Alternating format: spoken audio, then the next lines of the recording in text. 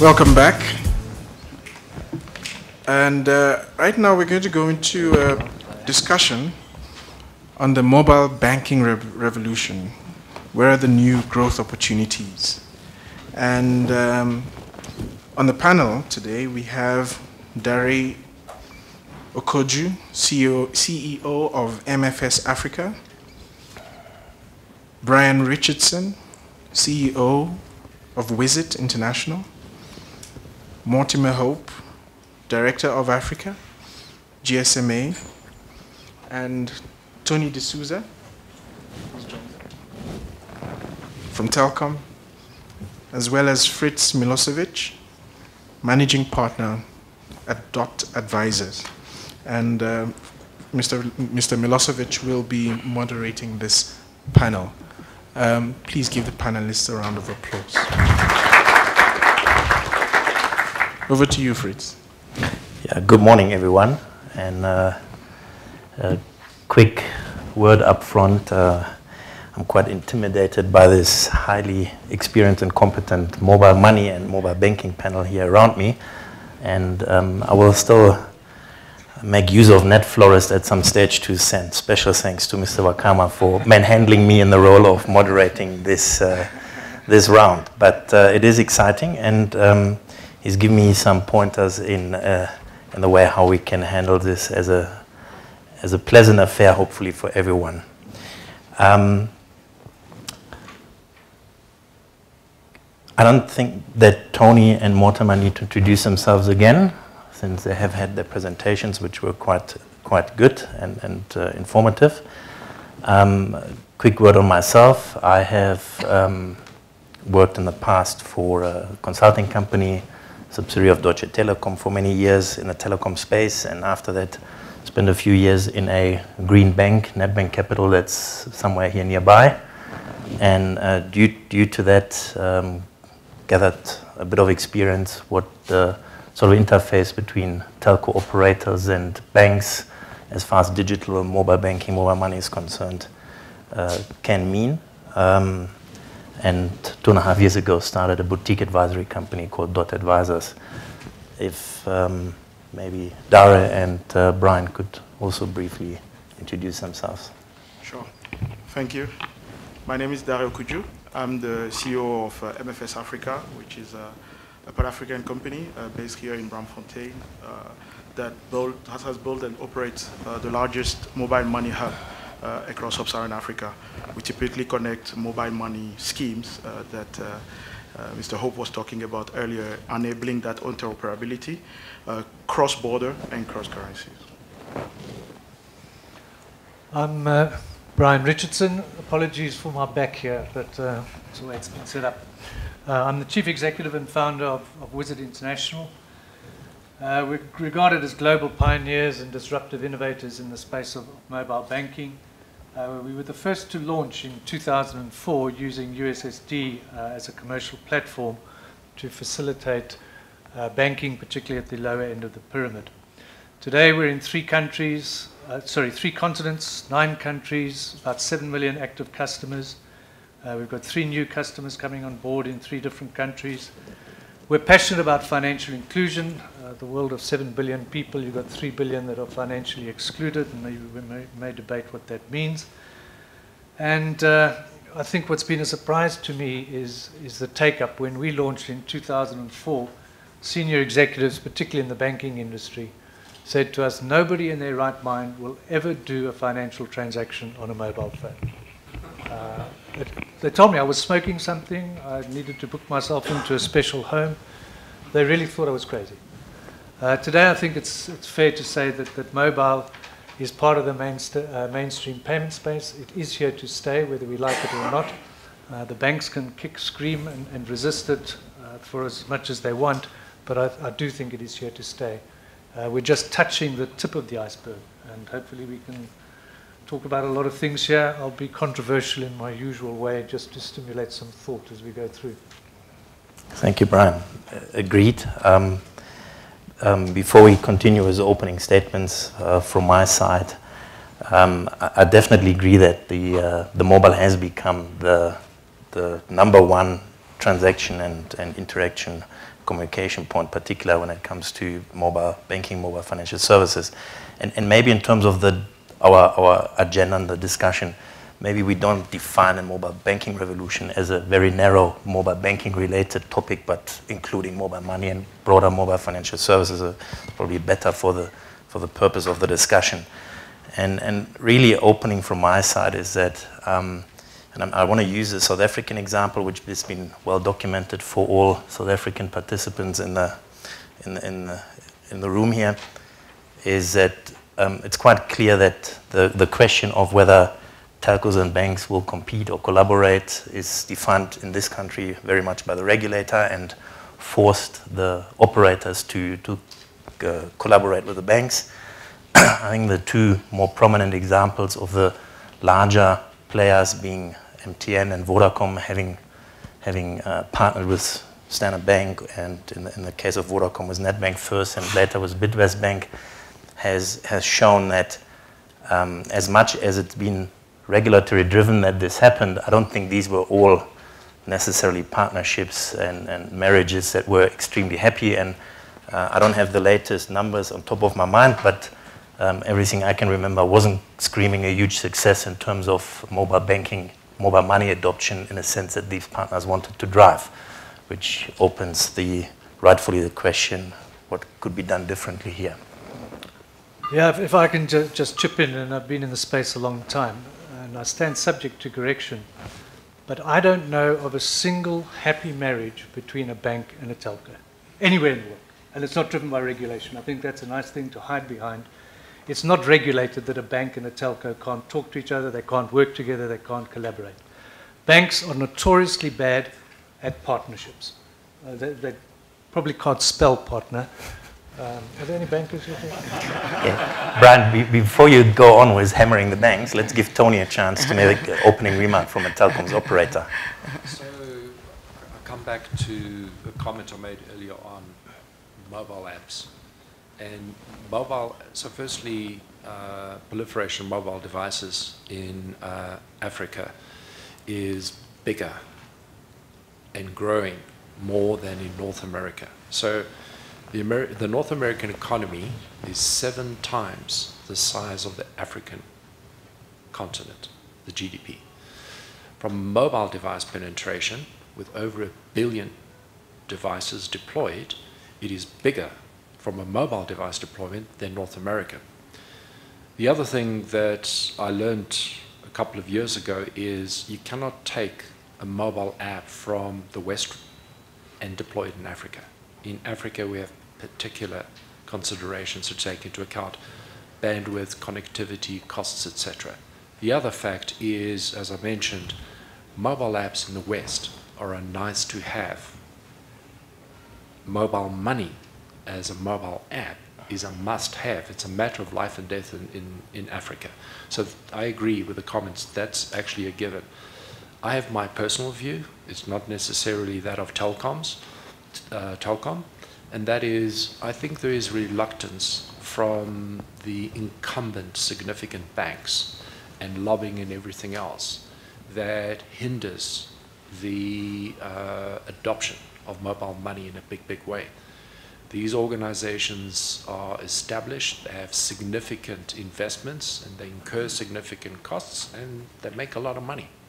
And now when you get a mobile bank coming onto the scene, some time ago there was a mobile bank focused on the non-banked called Take Your Money Everywhere. It was done in partnership with MTN.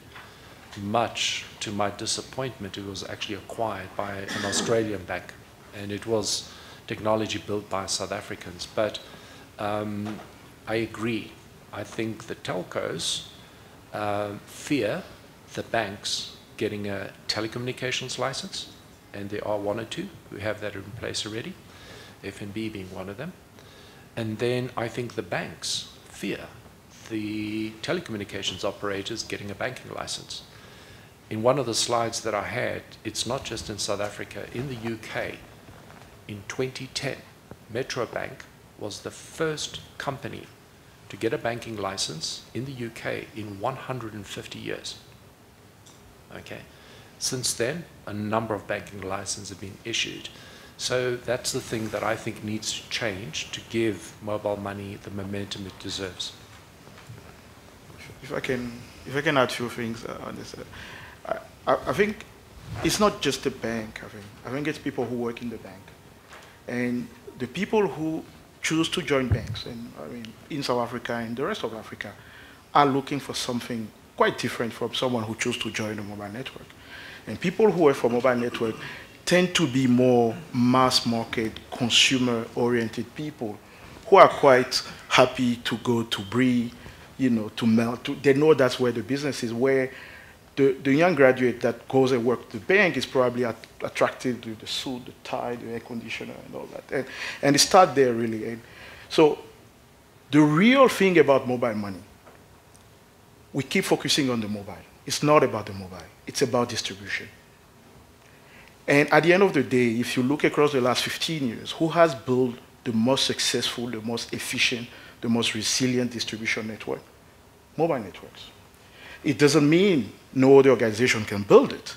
And we have seen the example, at least, of Equity Bank in Kenya, who is now actually taking on the mobile network because they have also been quite successful at building a very efficient and a very deep distribution network. So for me, we you know, yes, at a headline level, it's a battle between the banks and the telcos and so on. But at the end of the day, it's who can take banking closer to the people. And Wizzit has done quite a good job of that.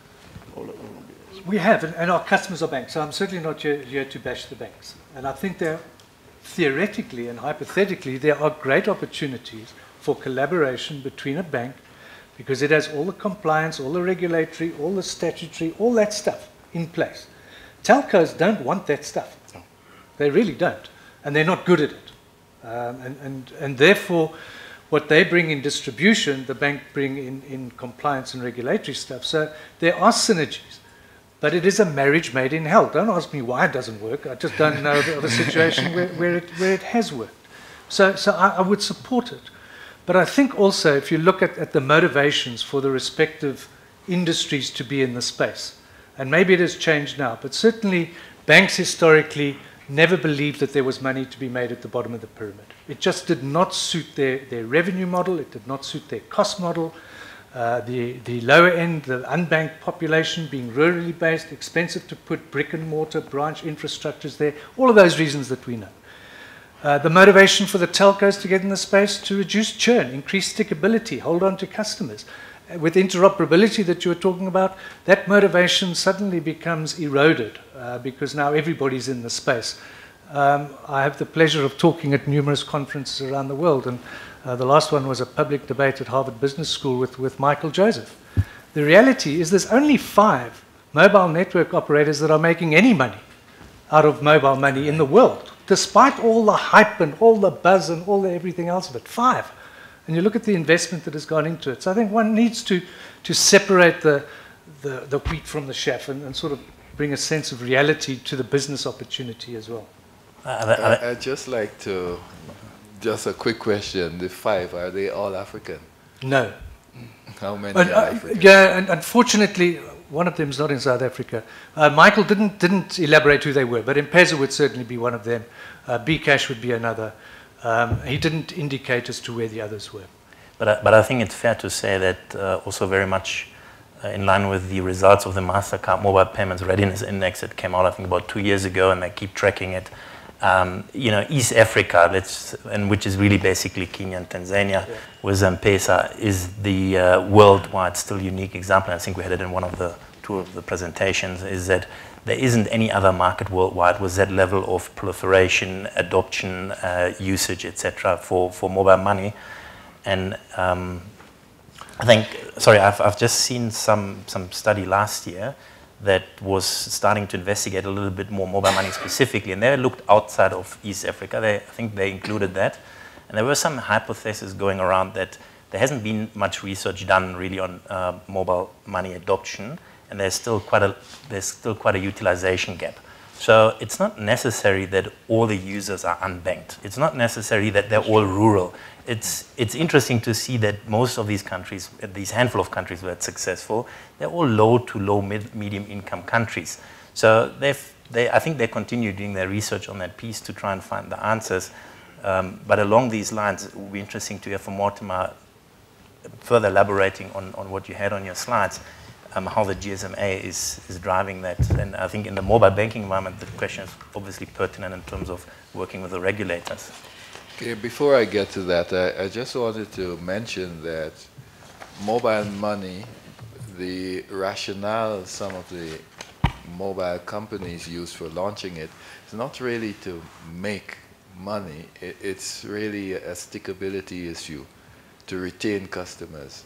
Because if you don't offer it, customers are likely to first get the same from another company that offers it, and then at some point they may churn to that other network. Like the banks don't go into telco to make money, but for the same reason, customer retention, stickiness, loyalty, etc. Yeah. I mean, at least this is what FNB has been very publicly been saying. Right, so in terms of the GSMA and our role, we are a members-based association. So we work for the benefit of our members and for the wider society. So in terms of mobile money,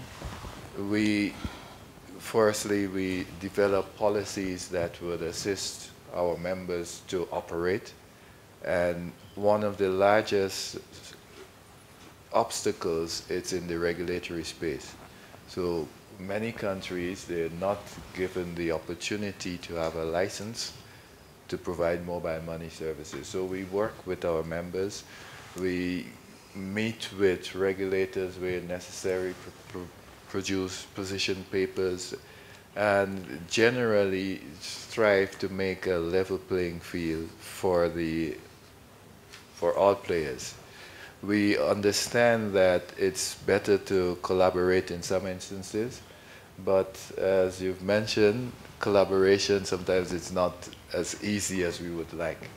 So we are not against banks. We think they have an important role to play, but that sometimes their processes are slower, they're not as agile as mobile operators. So we need to marry that, the reach of the mobile operators with the strengths of the banks, which is compliance, and they also have the license, which is important. Yeah. Just to, in a sense, to put things back into context, when we talk about mobile money, at the end of last year, there was about 260 million registered users across the world. About half of those were in sub-Saharan Africa, and probably 60–70% of that in East Africa, between Tanzania, Kenya, and Uganda. What do these people do when you talk a bit about usability? And usability, activity ratio is roughly around 20% across the base. What do people do with mobile money today? More than 80% of all transactions is either to buy airtime or to send money. That's it. Both in number of transactions and dollar value of transactions. There was about $6 billion cashed in, so moving into the system, and there was about $5 billion cashed out of the system. So there is a residual kind of staying in there, which people are attributing to savings. So there is a bit of a passive use for savings as well. But the transactions that we're talking about are a lot like that. And it goes back to the question, do people actually want bank account? So when I used to work for MTN, I used to actually head up the mobile money business for MTN before setting up MFS. And when we ran the research, this is now almost 10 years ago, really, what people want. No one said, I want a bank account. And actually, if you think about it, no one actually wakes up in the morning and says, I need a bank account. You need to do some functions.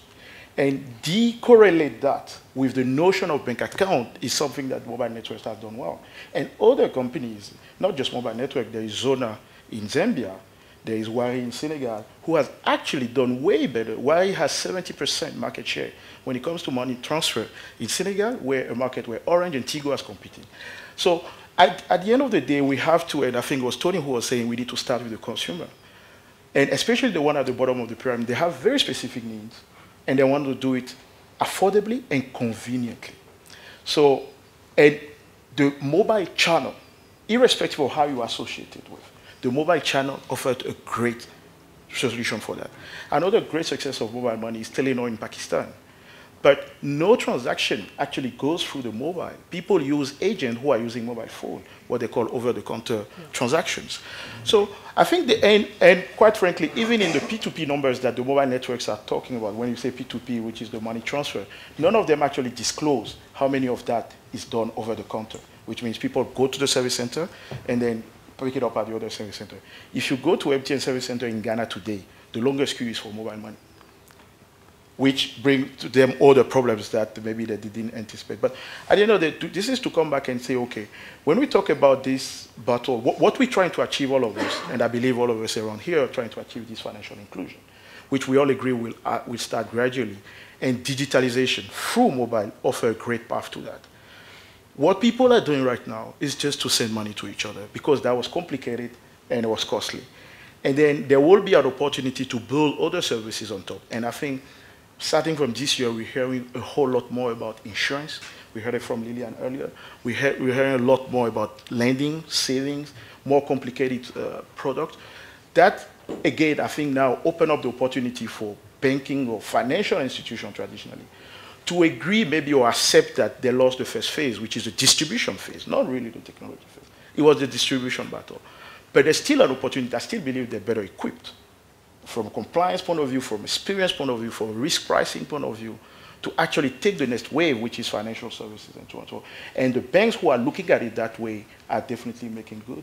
And the banks who continue to resist it are going to do it at their own expenses. Yeah, I agree with you. I'd just like to add a couple of other things. Digitalization does a couple of things. So it disrupts, okay? But the other thing that it's doing, and mobile banking is an example where you get two industries collaborating on something. So you have a bank and you have a mobile industry. But let's not overlook the social media networks. Yes. Okay? So I don't remember the name of the bank, but I know that there's a bank in India where you can transact with other customers of the bank via Twitter. Okay, so what they've done is they've used a platform, a third-party platform, to enable this. The other sign is Amazon. So one of the things Amazon does now is it provides loans to its suppliers to enable its suppliers to deliver more products through Amazon. So that's lending, okay? And imagine Facebook comes up with the capability of not only banking but doing transactions. So I think the two things at play here is digitalization is facilitating different sectors to firstly diversify and secondly collaborate, and sometimes even collaborating with a competitor. And there may be other channels, but this is the Western world view. If we look at Africa, it's the mobile phone. There's no doubt about it. I think most people who have a mobile device would like to do everything on that mobile device without having to sign on to other platforms and stuff like that. And that is, I think that's definitely what's happening on the technology side. That's where we see things are moving, seamless services, etc. If one looks at the broader payments fintech industry, you know, it's noticeable that there's a huge amount of collaboration happening in the ecosystem with hardware manufacturers, device manufacturers, payment providers, retail chains, banks, etc. All of them in one or other way cooperating to get access to their distribution, to get scale, to make the product or that particular payment method. I mean, examples for that would be Samsung in the US partnering with big retail chains, or Apple Pay trying to get into Starbucks, these type of examples. But doesn't that sort of pose a question with a focus on banks and operators, which is quite a natural one and quite obvious in Africa? By the way, more than 10 years ago, when I was still more involved in the sort of European German markets on similar topics, it was exactly the same cat and dog fight that happened between the operators and the banks. And I suppose that didn't really go very far, since there wasn't really that very particular need that we see in Africa for mobile money services. But isn't it that the both of them, as much as they're different, you brought in now a few of the social media companies, they both actually lack what you had strong in your presentation, they're not really digital savvy. in different ways. So we described the banks and they're sort of conservative, compliance, regulatory driven. The operators, I think the standard mobile operators these days, I wouldn't call them a hotbed of innovation.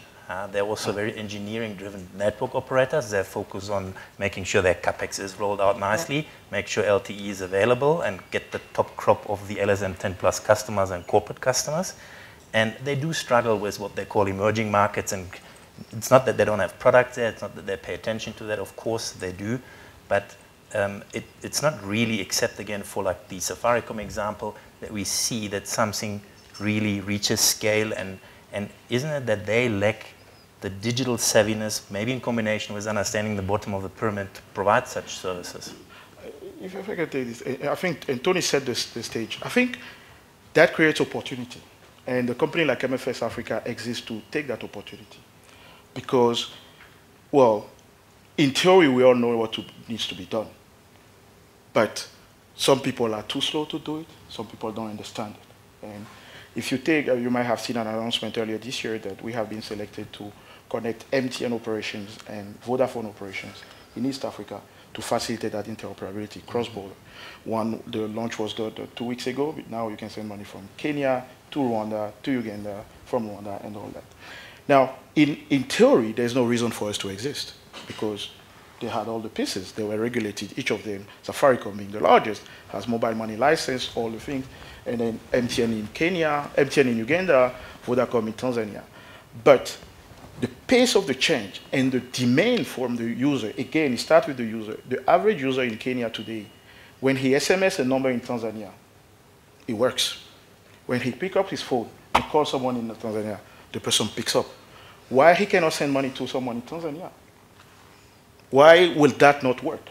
And exactly as Tony was putting it, starting from the pressure of the users and the pace at that it has to happen, well, it creates opportunity for the so-called fintech industry today, which is a lot around mobile and a lot around the, I would say, the cracks between those big companies who have something, an element, either a subscriber base, a distribution, some services that are working, but need that thing to extend more. And the pace at which, or the agility at which, or the scale at which that can be provided, they don't have all that in-house. Or some of the elements are with the other guys, which require some sort of collaboration and require some sort of nimble and agility. And I think we see it as an opportunity, certainly, not something bad to cry about. We see it as what can drive a lot of innovation in a lot of companies out of Africa these days. I agree. I work for a telco, and I can tell you the DNA is very much centered around engineering. Okay, and the Telkom in particular, when we go to market with a new solution, it's not just testing, it's testing at scale, taking millions and millions of users into account. But that DNA, since Sipho Maseko joined Telkom as the CEO, there is a significant change in the DNA, and it's not just around the traditional business that we've been involved in, but very much looking at what is it that we as a significant telco can do to better the lives of Africans. Yeah. And there's a very strong drive internally with innovation and things for us to do. And a lot of attention being paid. That's why I enjoyed the presentation on micro health insurance, is paying attention to the people who need it most.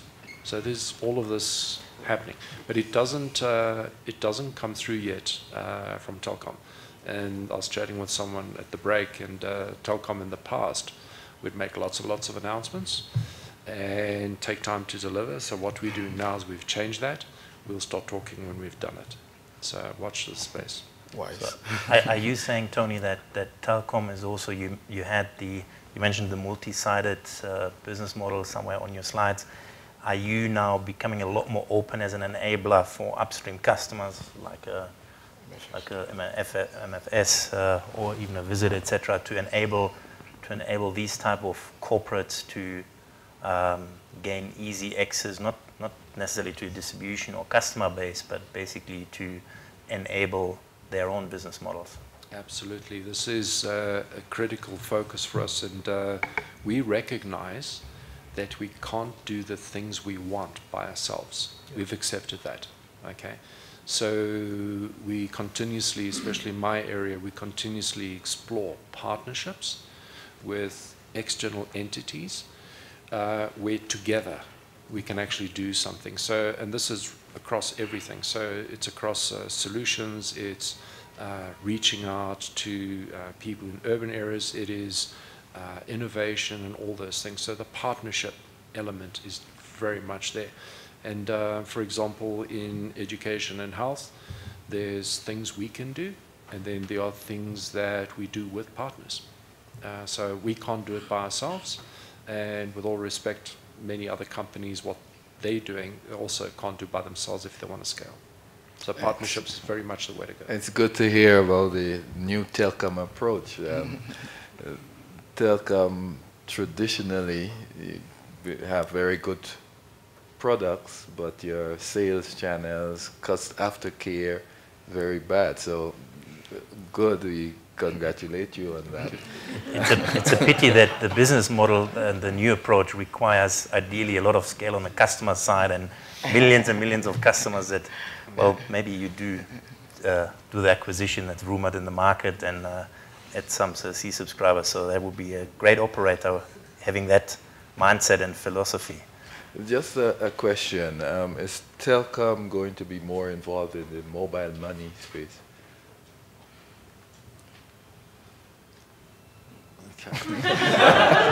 The reason I'm hesitating is I'm just thinking what I can say and what I can't say. But yes, it is one of the areas we're looking at very, very closely, amongst others. I just want to comment on reputation and customer service. This has been a huge focus inside Telkom. We have an initiative internally that's called Customer First, and everyone from CPO's level all the way down, we've all gone through a bunch of training, and it's this thing of focusing on the customer because we want to delight our customers to reduce churn. Okay, so that's a very strong focus. But moving into mobile money, payments, etc., is an important area. And I think one of the things that are interesting is if you look at Telkom's heritage, predominantly in the fixed line business, voice and data, and then we moved into the mobile side. We've just acquired a significant IT company in South Africa called Business Connection. And there is another adjacent market, and that is media. Okay, so that's another area we're looking at as well. So it's mobile, it's IT, and media. It's another area we're looking at. And all of that because of the proliferation of mobile devices. And what else can we serve to customers via the mobile device? I hope I've answered your question. Before we're wrapping up, I'd like to change slightly in terms of paying some attention to the question of new strategies for reaching the unbanked. We touched on it here and there. Looking at South Africa again and not taking a complete African view for a moment, I think the rate of the banked people is actually fairly high at about hovering around 80%. You would know that better, Brian. But I think for South Africa, the question might not so much be the unbanked, but rather there's a lot more mobile banking and digital innovation available that sort of in the higher and more digitally literate consumer groups is getting already adopted and used, that on these sort of medium to lower LSMs are not adopted at this point. There was a story going through the news a couple of months ago where adoption all of a sudden for let's call it a wealth creation service was very big, very quickly in the townships. Yeah? And these were, as far as I'm concerned, completely illegal criminal pyramid schemes that just went online. So I don't know what the names are, Kippy and I don't know what, wealth clubs, etc. And they tried to portray themselves as like digital or online saving clubs, just pay 5,000 Rand and then some other people come on board and, you know, define your savings goal. And apparently there's been a huge amount of people driving to this, paying money into this, etc. I mean, it's of course created or got the attention from the regulator and the authorities. But, I mean, without any marketing budget or sort of above-the-line marketing that the big players that try to get people to use mobile banking services, these websites with no one knows, can see really who's behind it, got thousands of people using them just by mouth-to-mouth propaganda. So I think there is something that might be can be looked into and learned from in terms of how do I quickly get a service off the ground beyond the sort of easy, immediate point of, well, people trying to make money quickly.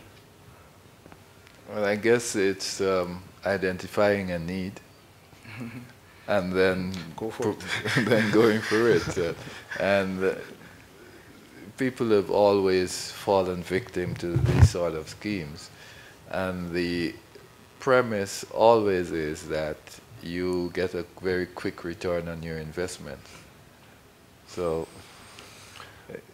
and all of a sudden, digital literacy works. All of a sudden, they all know how to do it. Exactly. Yeah, I do think that it demonstrates that's an underlying need for savings. Yeah. Everybody has it, whether you've got a couple of cents or a couple of rand. But it needs to be legitimized, and it needs to be through, obviously, legitimate operators. But getting back to the question around what needs to be done, I think that what we've may overlooked in the discussion is a common enemy that we all have, and that being cash. And we need to remove cash from society because of its ill effects. It's subject to all sorts of different things. But I think there we need some form of government involvement where government steps in, makes a decision. I know it has happened in some parts of the world where government has put a stake in the ground and said, as of this date, we will not disperse in cash. It has to go into an account. Similarly, we will not accept payments in anything other than electronic or digital, thus removing cash. But I think that's something that we need to work towards, and it has to be more ubiquitous at retail space. To see people standing in a line in a store to get cash out and using that same cash to buy goods in that same store is tantamount to insanity. But you see it time and time and time again. So it's an education process, and the merchants and the retailers need to come on board and start accepting electronic and digital payment as against cash. I agree with that. It's Richard, right? Right.